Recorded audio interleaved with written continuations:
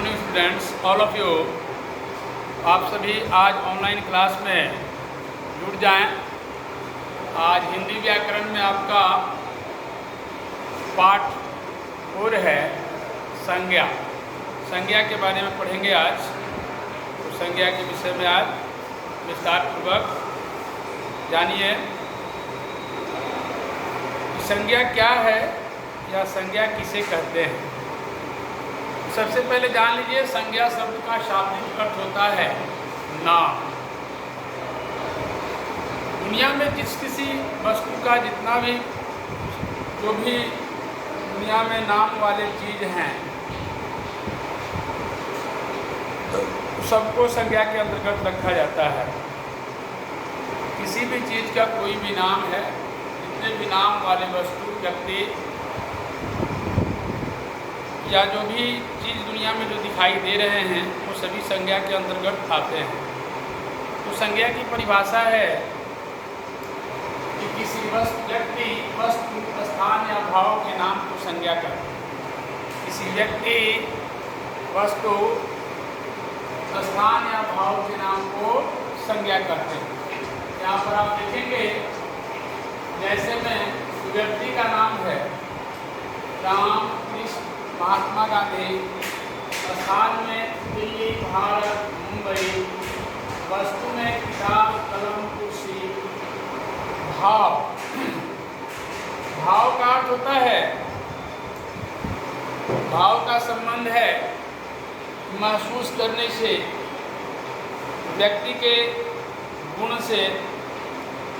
तो भाव का मतलब तो यहाँ पर बुढ़ापा, मिठास, ईमानदारी, ये सब जो है महसूस करने की चीज़ होती है। इसके लिए संज्ञा के अंतर्गत इसको भाव की श्रेणी में रखा गया है। तो सबसे पहले संज्ञा का शाब्दिक अर्थ है कि नाम। जितने भी दुनिया में नाम वाले वस्तु हैं, चीज़ हैं, व्यक्ति हैं, ये सभी जिनका नाम है सभी संज्ञा के अंतर्गत आते हैं। इनको संज्ञा करते हैं। इसकी परिभाषा है किसी व्यक्ति, वस्तु, स्थान या भाव के नाम को संज्ञा करते हैं। संज्ञा की परिभाषा यही बताई गई है।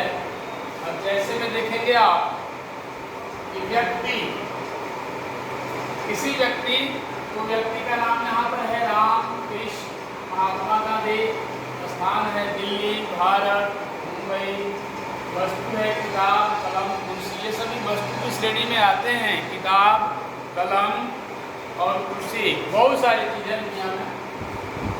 भाव, बुढ़ापा हो गया, मिठास, ईमानदारी, ये सभी भाव के अंतर्गत आते हैं।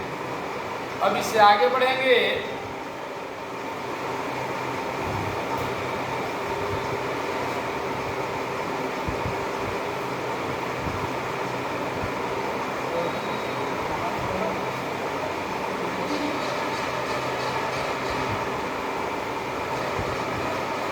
संज्ञा के कितने भेद होते हैं?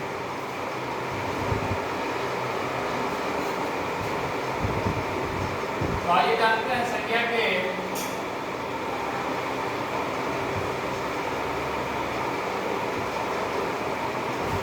5 भेद होते हैं।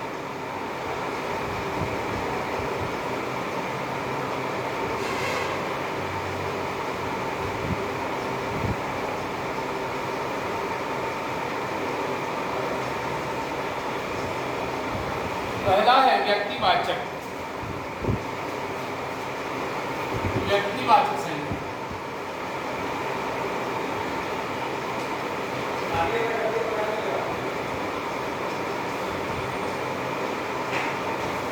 व्यक्तिवाचक संज्ञा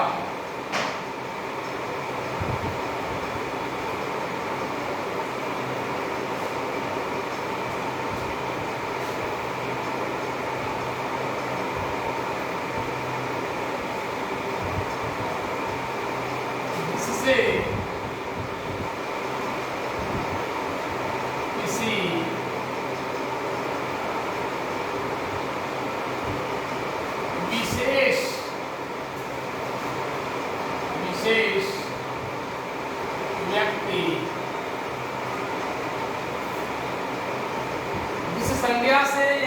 जिससे किसी विशेष व्यक्ति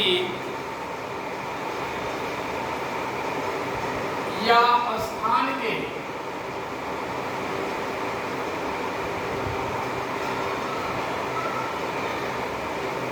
नाम का बोध हो।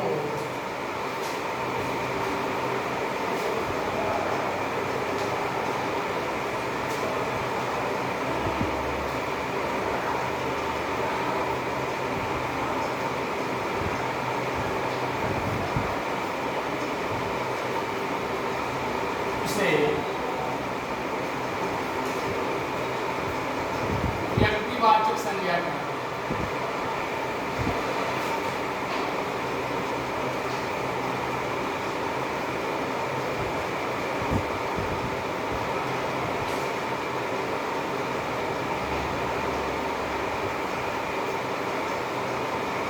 संज्ञा से या जिससे किसी विशेष व्यक्ति या स्थान के नाम का बोध होता हो उसे व्यक्तिवाचक संज्ञा कहते हैं। जैसे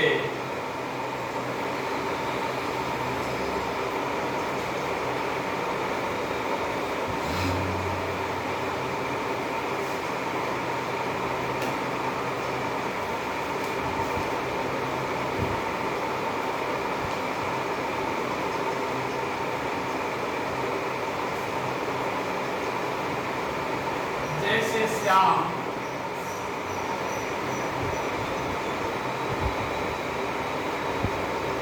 पटना, आगरा, गीता, रामायण,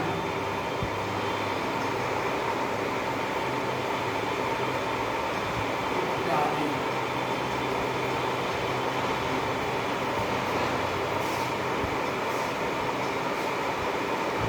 दूसरा है जातिवाचक संज्ञा।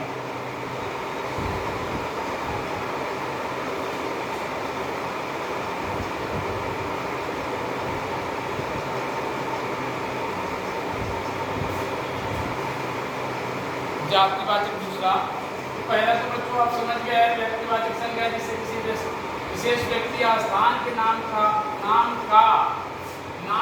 यहाँ पर होगा, नाम का बोध होता हो उसे व्यक्तिवाचक संज्ञा करते हैं। जैसे श्याम, पटना, आगरा, गीता, रामायण इत्यादि। ये हो गए आपके व्यक्तिवाचक संज्ञा विषय। दूसरा है जातिवाचक संज्ञा।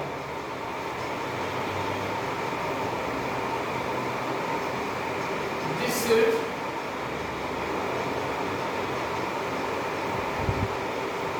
संज्ञा शब्द से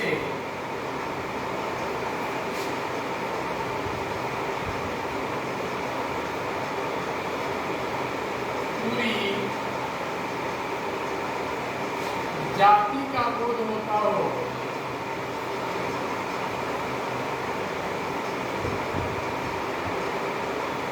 जिस संज्ञा शब्द से पूरी जाति का बोध हो उसे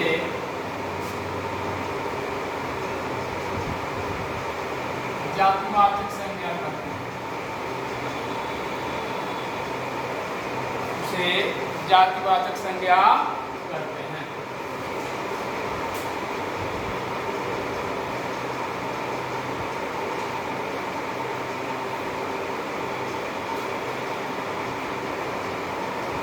जैसे लिखेंगे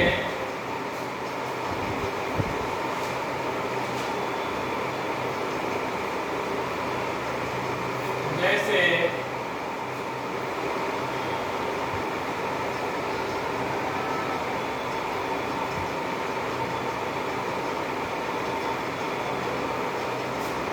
जैसे गाय, बैल, किताब, लड़का,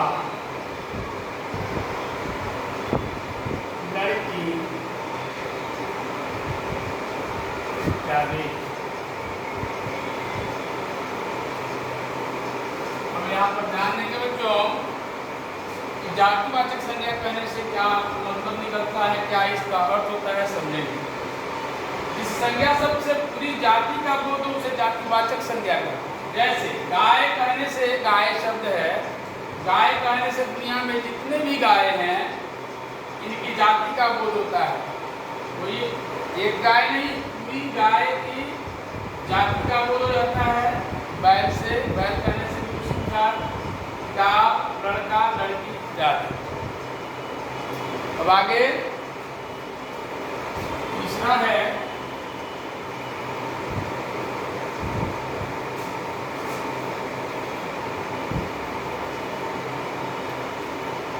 भाववाचक संज्ञा।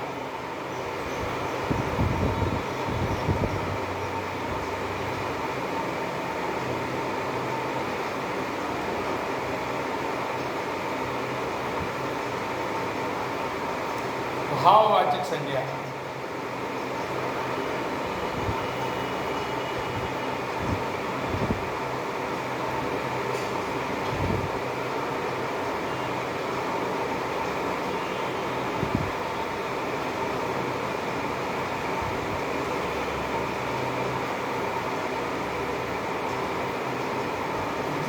से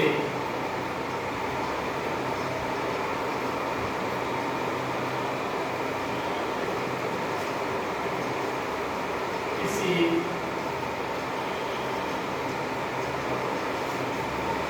व्यक्ति या वस्तु के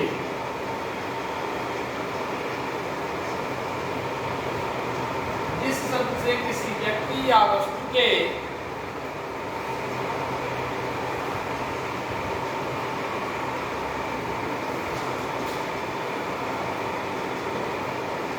गुण, स्वभाव,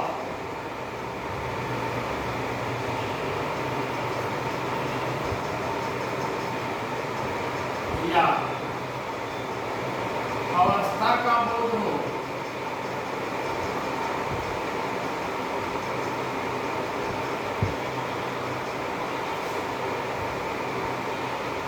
उसे इस शब्द से किसी व्यक्ति या वस्तु के गुण, स्वभाव या अवस्था का बोध हो उसे भाववाचक संज्ञा कहते हैं।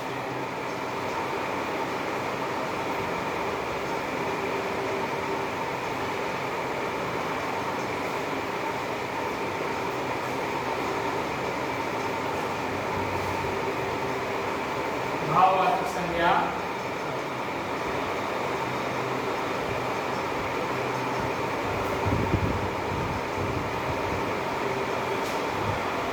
जैसे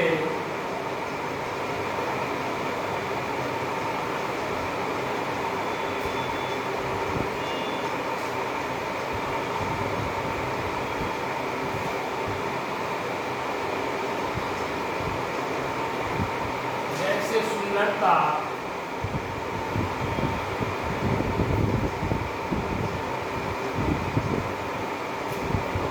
मूर्खता,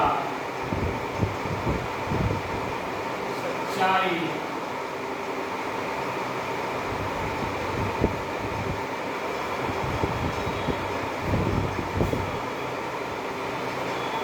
बुढ़ापा इत्यादि। नंबर 4 समूहवाचक संज्ञा।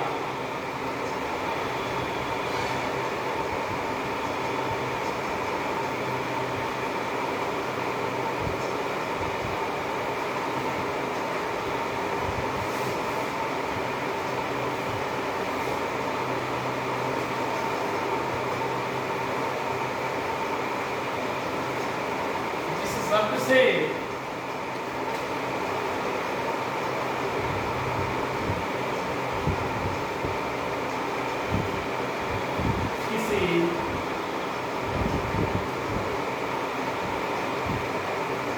समूह अथवा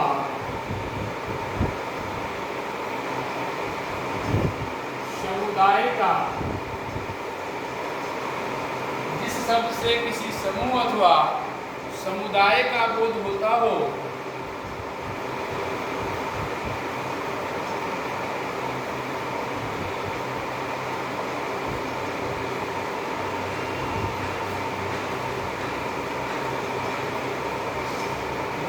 उसे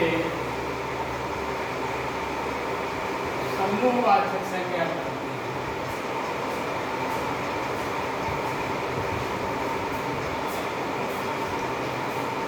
उसे समूहवाचक संज्ञा करते हैं।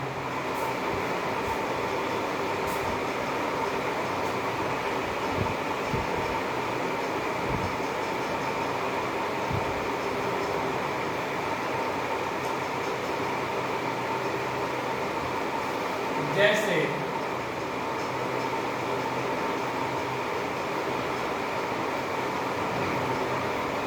एक बार फिर से इस परिभाषा को सुनेंगे। जिस शब्द से किसी समूह अथवा समुदाय का बोध हो, उसे समूहवाचक संज्ञा कहते हैं। जैसे वर्ग, सभा, मेला, सेना, बाजार इत्यादि।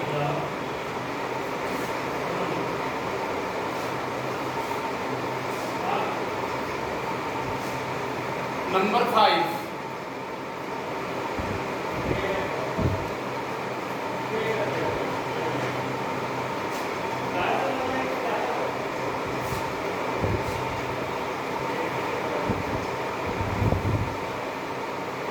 द्रव्यवाचक संज्ञा।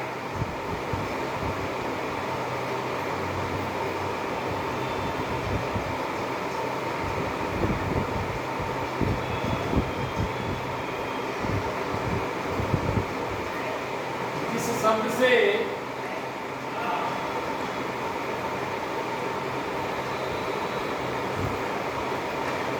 किसी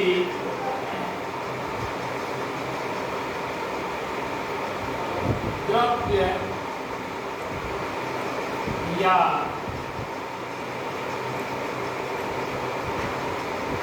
धातु का बोध हो,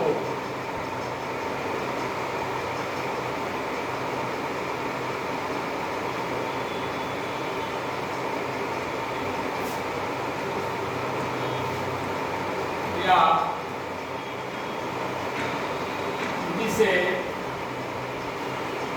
जिसे मापा या तौला जाए,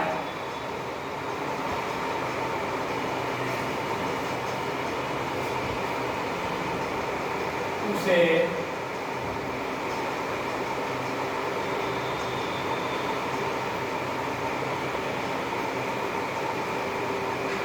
द्रव्यवाचक संज्ञा करते हैं।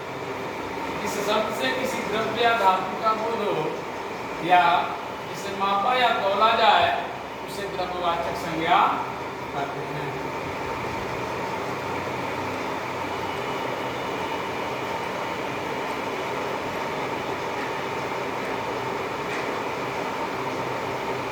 जैसे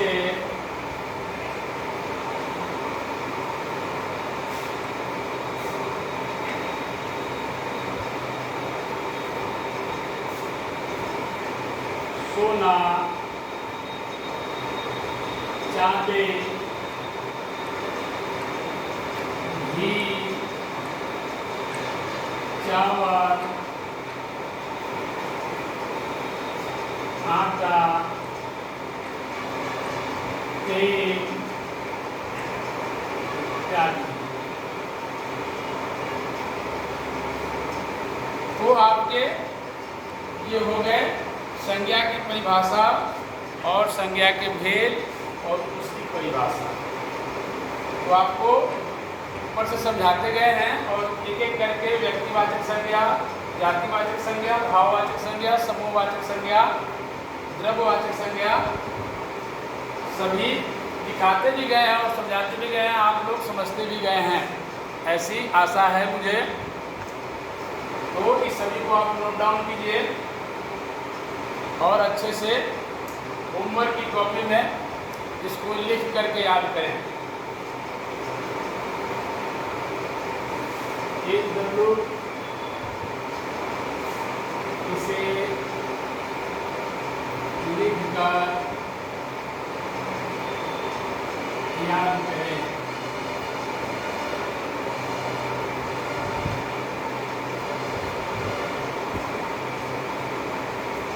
बस आज के लिए इतना ही। फिर अगले वीडियो में मिलते हैं नेक्स्ट डे। बहुत बहुत धन्यवाद।